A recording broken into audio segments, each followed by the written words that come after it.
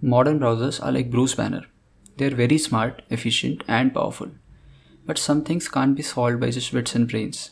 Sometimes your browser needs to turn into a green angry monster that knows only one thing. Hi, I am the ordinary dev and today we are talking about WebAssembly. While JavaScript is still the primary language that runs the web development field, think of WebAssembly as a powerful tool in your bag that can be used along with JavaScript. According to its docs, WebAssembly is a binary instruction format for a stack-based virtual machine. A binary instruction format is a bunch of ones and zeros that the CPU can understand directly, as opposed to any text-based format like JavaScript that needs to be compiled down and is slower. And WebAssembly uses a stack data structure to store and manage operations. Now let's take this to our context of web development. Historically, browsers were only able to run JavaScript. A JavaScript code is first loaded as a plain text format. The browser then passes it into an abstract syntax tree, and the code is initially interpreted and then run. Now that it is in the running stage, the browser analyzes the code and optimizes it based on the performance. Sometimes it also compiles the code to increase the performance. And since JavaScript is a dynamically typed language, the types are managed at runtime. So the browser repeats the interpretation and compilation steps to optimize the code even further. But now, the modern browsers are able to load WebAssembly along with JavaScript. WebAssembly is already in a binary format and comes from a statically typed language, so the types are already defined. All the browser needs to do is load the binary, which is extremely small in size, and compile it to native machine code. This results in insanely fast speeds. This is a benchmark that compares the speed of WebAssembly and JavaScript when an edge detection algorithm is run on a 6K image. It clearly suggests these two things. First, WebAssembly is exponentially faster than JavaScript, and second, it is more consistent across browsers. Alright, now it's time to see it in action. This is what a WebAssembly code looks like. Yeah, it's like reading a poneglyph for us JavaScript developers. But fortunately, we don't have to write WebAssembly directly. If you are familiar with C or C++, you can use mscripton to compile your code and compile it to WebAssembly.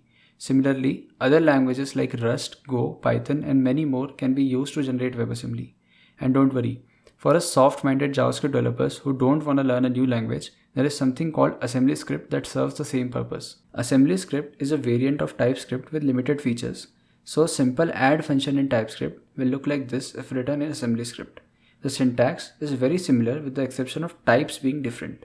For example, here an i32 represents a 32-bit signed integer. Now all you have to do is compile it down to WebAssembly using this command. This will generate a .wasm file that is ready to use in your project. Simply load the .wasm file and call its function like you would do with any other JavaScript functions. Now you are able to use WebAssembly without learning a new language.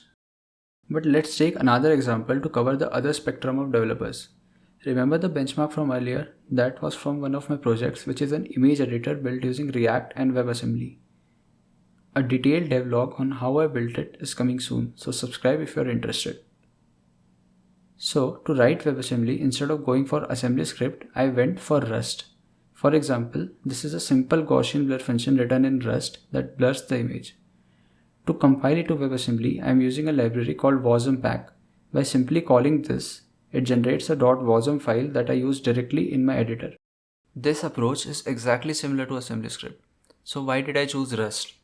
Well, to answer that, let's take a look at the JavaScript WebAssembly bridge. While it is true that calling a WebAssembly function is similar to calling a JavaScript function, there is one difference: the types. WebAssembly and JavaScript both use different types. JavaScript types are determined at runtime, so they are more abstract, like a number which contains all kinds of numbers. But WebAssembly uses static types like floats, integers, doubles, etc. So when we call these WebAssembly functions from JavaScript, how are the types converted? Primitive types like string and numbers are directly translated to WebAssembly, but the advanced types like arrays need to be manually converted to support WebAssembly arrays. This is why I choose Rust. The WASM pack library not only creates a .wasm file, but also creates a JavaScript glue file that does this type conversion for me, which is a huge task off my hands. Not only this, it allocates and deallocates memory automatically, so I don't have to worry about garbage collection at all. To summarize this, although I am just calling the WebAssembly function from my React app, these two things are happening behind the scenes: type conversion and garbage collection. This is why using Rust and WASM pack makes more sense in my case. Alright, now that you understand the how to use WebAssembly, let's talk about the why. Why would you write WebAssembly when JavaScript is more than capable of handling pretty much everything? Consider WebAssembly as the stuntman for the main character, that is JavaScript, at least for now. All the things that you currently do in JavaScript like DOM manipulation, state management, navigation, and all the UI related tasks will still be done in JavaScript. But in situations when raw performance is required, WebAssembly should take the helm. By raw performance, I mean the task that requires heavy processing, like image editors which iterate through each pixel in an image and do some computations, games which process stuff at more than 60 frames per second, or when you just have to run a piece of code that is available in other languages like C++ or Rust.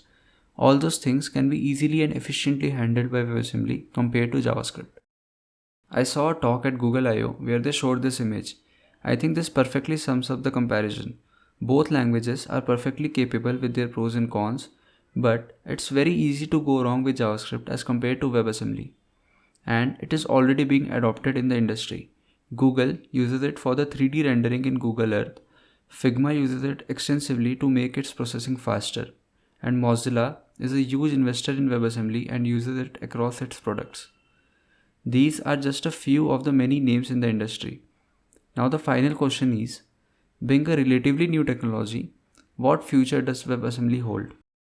There are some clear missing features that are bound to come soon. Automatic garbage collection, which will make writing WebAssembly easier as we don't have to worry about memory management as much.